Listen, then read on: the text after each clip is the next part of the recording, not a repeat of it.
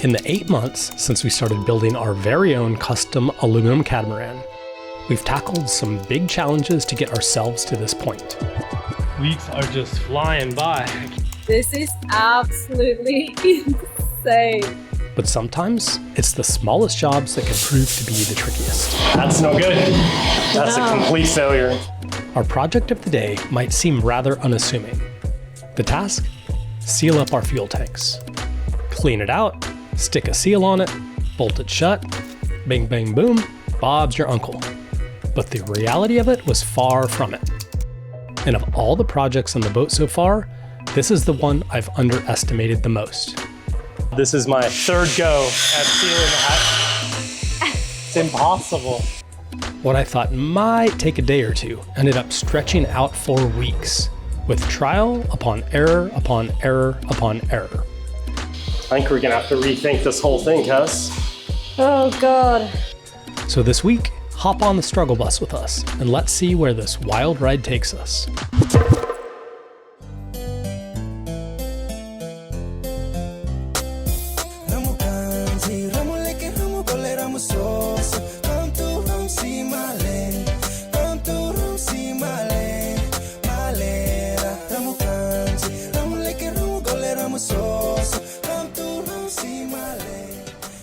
It's day one of our fuel tank saga, and before we kick things off, I want to give you a quick rundown of our setup. The fuel tanks are located in the bottom of the holes on each side. If you take a look at this image, you can see we have matching 430 liter tanks in each hole, for a capacity of 860 liters. This is bigger than the 600 liters we have on Delos, and it's hard to say exactly until we do sea trials, but we're estimating a range of about 1,250 nautical miles under power in light conditions. The cool thing about the tank design is that, as you can see, instead of using square prefabricated tanks, ours are built right into the hull, which means a more efficient use of space. It also helps to keep the weight low. So now, all we need to do is install the lids and seal them up. We've got the tanks prepared. I actually just finished vacuuming them out, and now I gotta clean them out really good with acetone to get any little dust or debris out of there. It goes without saying that we don't want any foreign matter inside the fuel tanks that could contaminate our diesel.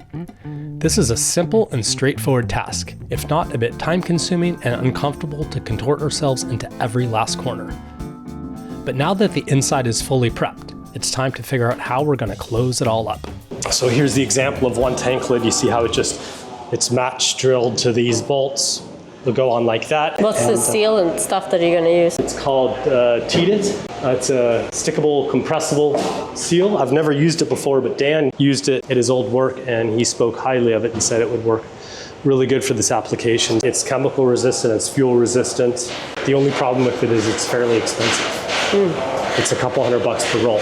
But then when I looked at getting the cost of rubber seal made up and cut, the labor is even more than that.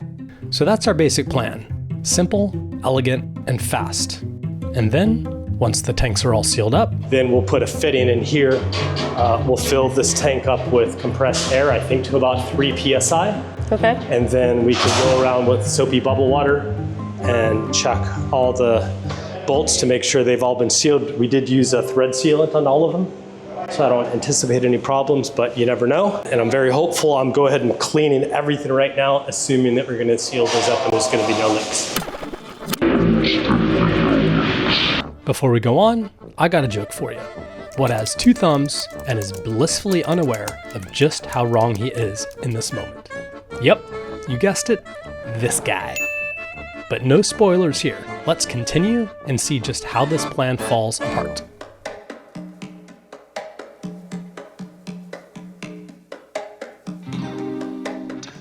We carefully place the TEDIT along the inside of the bolts, and then we popped the tank lids on and started tightening them down. We used nylon bolts and washers to avoid any galvanic corrosion issues, and then tightened them with stainless steel nuts.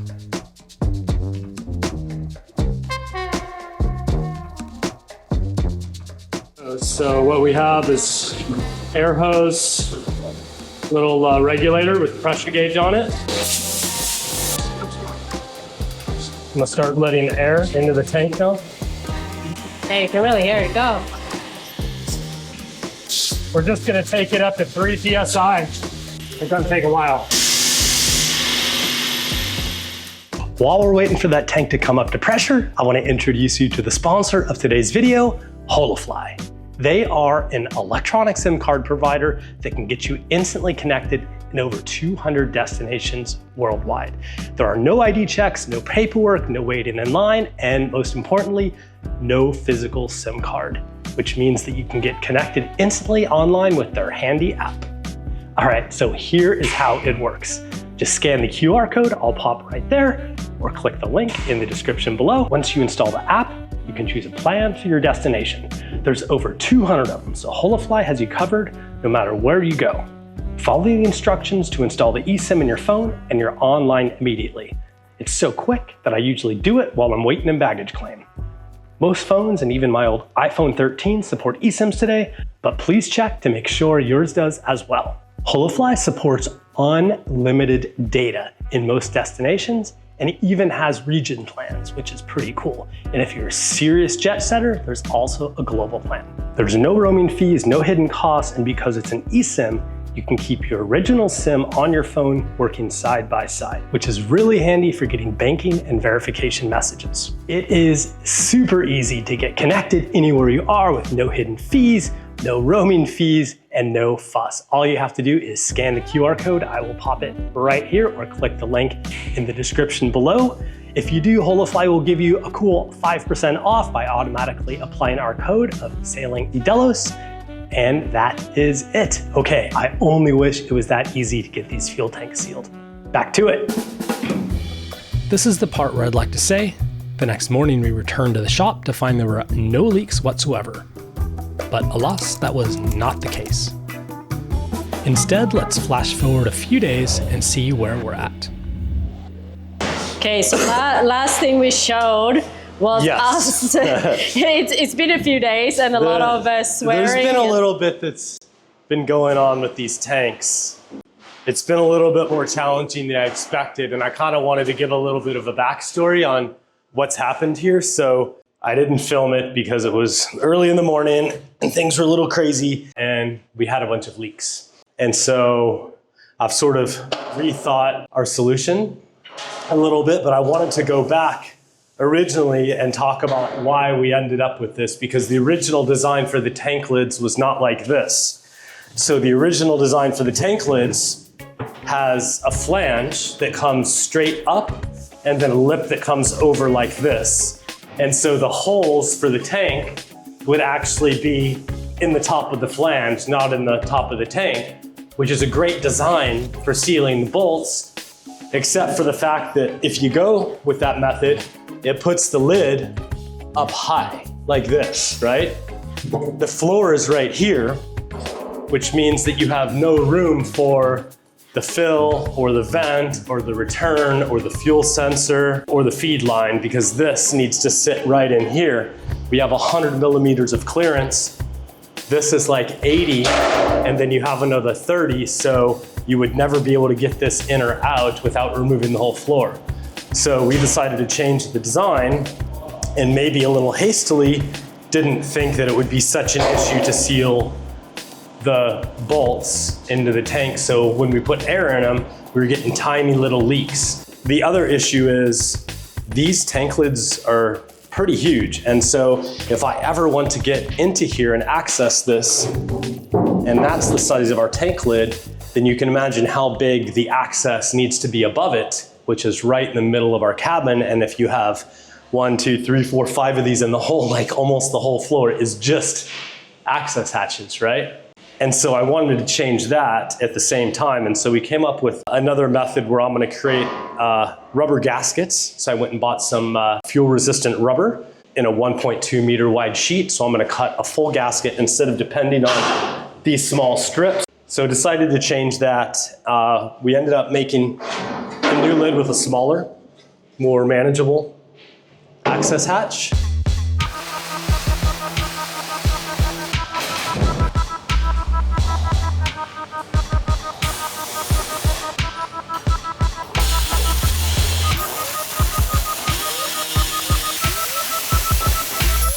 So So what I'm gonna go ahead and do is use the thread sealant on the bolts coming up, just like we had before, with a complete rubber gasket cut around there. And then we have a small hatch that goes on here. And then this guy fits inside here. And then when it's all said and done, it'll look something like that. And what we've actually done is to avoid the same problem with the threads. These have been blind tapped, so this is an 8mm plate, but on the back side, you'll see there's no holes. So it was quite a bit of work. We're still refining our methods, but I think I'm on the right track. I'm just continuing to work at it. I think that's one of the interesting things about building your own boat is you can kind of like figure things out. If something doesn't work, you just do a course correction, you repeat, you find something that works. And I'm happy to do that, it's just time. And a little bit of money. This stuff was expensive. Chalk it up to a learning experience and off we go.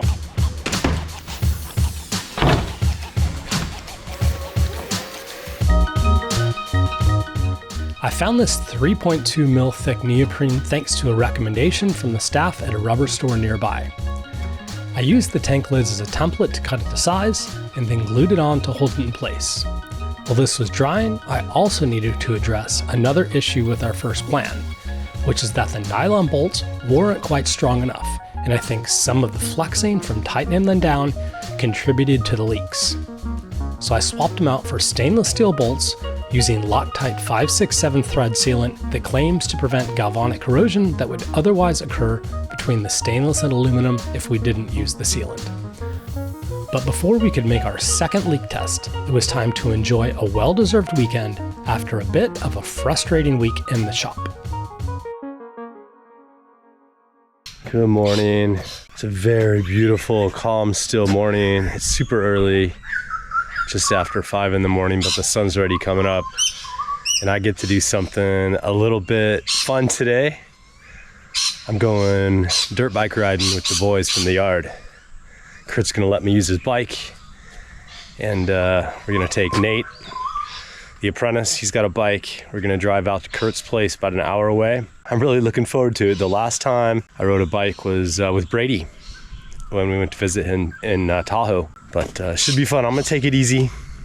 I'm really kind of out of practice, but it's gonna be good. So what's the plan, Kurt? I'm trying not to crash. Try not to fall over too much. So it's inevitable later on. Just send it the whole way to the top and hold it on.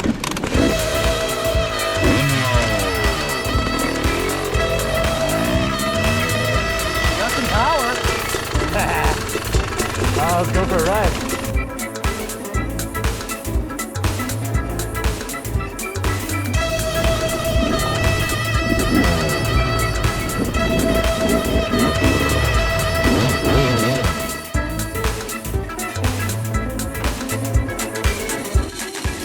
Okay, so we started somewhere over there, and now we're somewhere over here. No, right at the top. Yeah, at the top, of the and hill. it came down. Man, I'm feeling it. Are you guys feeling it, or is it just me? Nah, it's just you. It's just me? Yeah. I'm feeling worked. Brian, why are your pants so wet? There's puddles out there.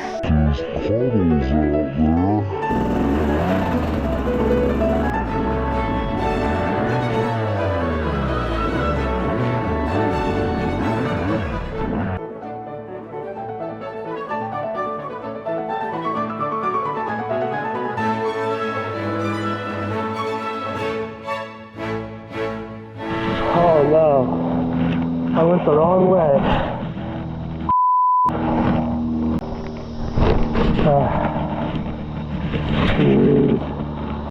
Now I gotta get this thing out of here. I think I might need some help.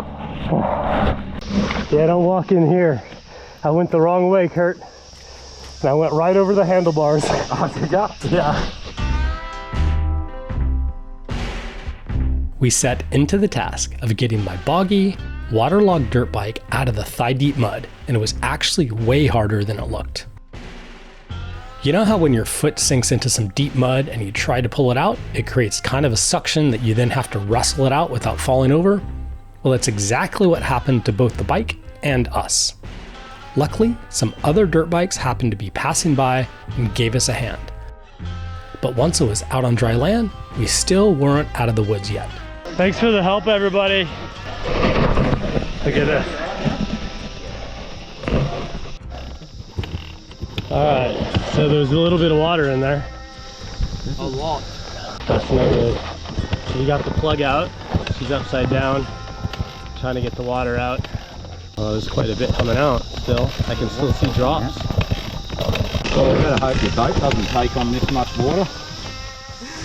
Well, at least I have bilge pumps on the boat. But oh no. Right at the end too. Came down that hill, thought that was a little puddle. It turns out to be a big fucking puddle where I should have just gone this way.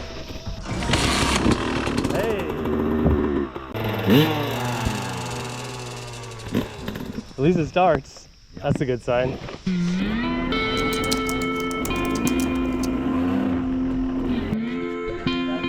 Well, that was a hell of a ride, guys. Thank you. I think I'm gonna need a hose though. That was cool, man. Thanks, dude. All good. Oh.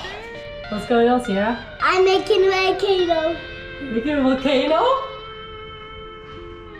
Oh, pour it on it. Meanwhile, I wasn't the only one having lots of fun making a huge mess. And in the blink of an eye, Monday had arrived, and it was time to head back to the shop and face another little mess in our fuel tank saga. I'm learning an awful lot about this particular job. This is my third go at sealing the hat. It's impossible. It's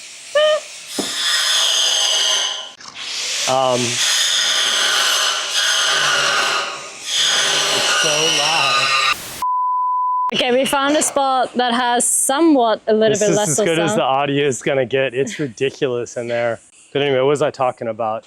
Material selection. So the first thing we started out with was the Teed-It, and that turned out to be sort of a failure because in the corners we had to cross over the pieces and it left a little bit of a gap, and we couldn't get the bolts quite tight enough to close the gap where they crossed over like this. And so we did the soapy water test, which we did not film, and we got bubbles there. So like, okay, let's revisit, let's learn something. I pulled it up and I went and I got this stuff.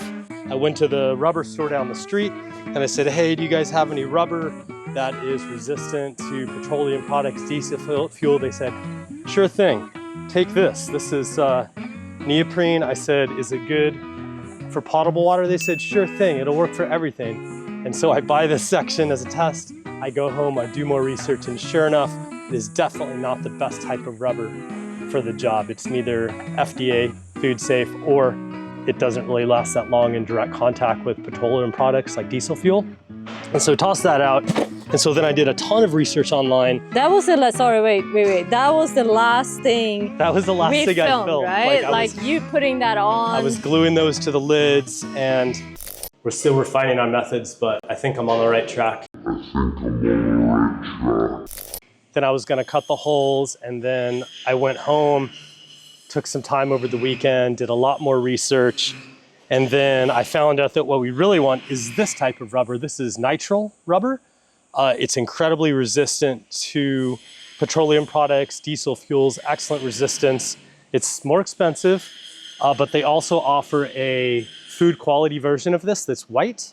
I think this is the stuff to go with. I don't know, I think it's fine to make mistakes. You know what, we've never done a lot of these things before. We're learning as we're going. I think the important thing is that when we know that we've made a mistake, that we kind of like make a correction, do research, learn the appropriate thing to use, and then do it again instead of just moving forward. Thank you so much, guys, for watching all the way to the end of this video. And Merry Christmas and Happy New Year's. Yeah, this is the first video of 2025 for us. Isn't that We took a wild? little bit of time off for the holidays, which was super nice. But we're back, and I just thought about the other day how crazy it is that it was exactly 1 year ago we booked that last minute ticket from French Polynesia, and we were here like 1 year ago. In fact, we spent New Year's Eve 2023 last year Yeah, in the airport in Tahiti. so wild. And then we were here on New Year's Day Yeah. 2024. And we hadn't really, we were just coming here to like see what welding was all about and see Dan and just like get a feel for the boat. Yeah. And then we decided to build it here, and this is 1 year later. Here you are 1 year later, and look, here we are. We've got a boat going. We've come so far. Like, it's just wild to think about all the decisions that has gone into this And all the boat. little things that had to happen that led us to right here, right now in this moment. Yeah. It's amazing. I love it. So a huge thank to all of you guys that have been with us through this wild journey and change of like really our lifestyle and everything. So it's been truly wild, and I think 2025 is going to be even crazier. Let's shoot for something, some sea trials or something. I don't Yeah. know, maybe. We will see. what Sometimes this- I don't know if it's gonna happen in 2025. Sometimes I think it is. We're just gonna have to see. I know. Yeah. But if you want to see more behind the scenes content and come to meetups that we have on the boat and stuff like that, you can head to our Patreon at patreon.com/Vidalos. One. Yeah. And if you like the videos, click like and subscribe.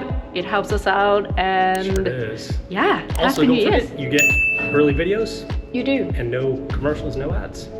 That's always a plus. That's what's nice. Okay, That's it. guys. Thank you. And see you next week. Believe it or not, we're still nowhere close to being done with this project. So tune in next Friday as the saga continues, and we also explore some of the finer points of galvanic corrosion as we got some big old holes in the hull and install our anode pockets. Face of piss, eh? I feeling me put my pants, tucking my pants in. That was uncalled for. Forget it.